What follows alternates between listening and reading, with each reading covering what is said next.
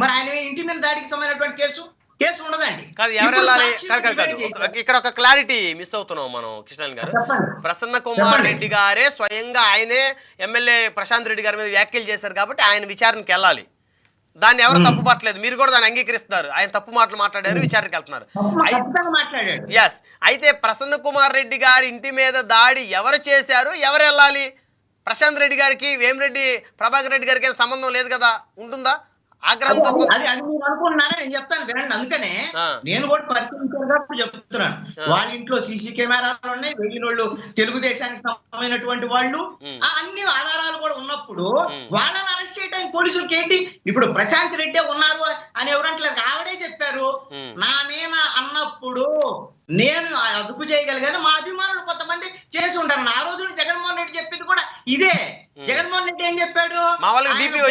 తిట్టేందుకు పట్టాది, మా అభిమానస్తులకు బీపీ వచ్చింది, వీళ్ళు దాడి చేశారని చెప్పారు.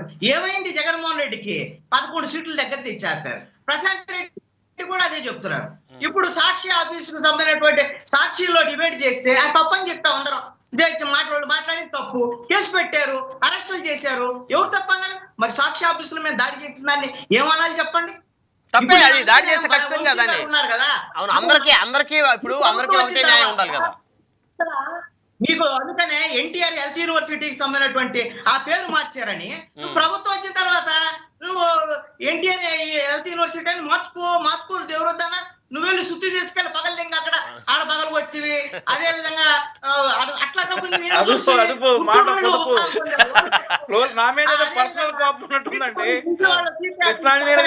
వాళ్ళు కూడా అక్కడ డిబేట్ లో ఉన్నాం సార్, రమణాయుడు గారు చెప్పండి, ఆయనకి డిబేట్ లో ఉన్నాం,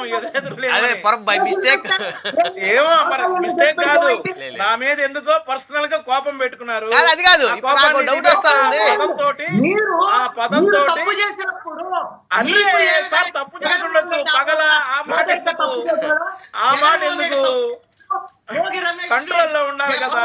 మీరు సీనియర్ అనలిస్ట్ కాదు అండి, అంత కోపం ఎందుకు నా మీద? కిషాన్ గారు, అంత కోపం ఎందుకండి? అట్లా కాదు సార్, అంత కోపం ఎందుకు? ఆ పదం వాడాల్సినంత కోపం ఫ్లో నార్మల్ గా గ్రామాల్లో మాట్లాడుకుంటారు కదా, ఫ్లో లో ఆలోచించే అన్నాడు. అన్నాడు ఎందుకు అంత కోపం నా మీద? ఎందుకు అంత కోపం? బాగా ఆలోచించి ఆ పదం దొరలేడు కదా. అదేంటి సార్? రాజకీయంగా ఒక పార్టీకి పార్టీలో కానుకుంటున్నాం. ఆ పదాలేంటి సార్? విమర్శలు చేస్తే ఇప్పుడు ఎంతమంది అరెస్ట్ చేశారు తెలుసా రాష్ట్రంలో? ఈ 13 నెలల్లో ఎంతమంది అరెస్ట్ చేశారు తెలుసా?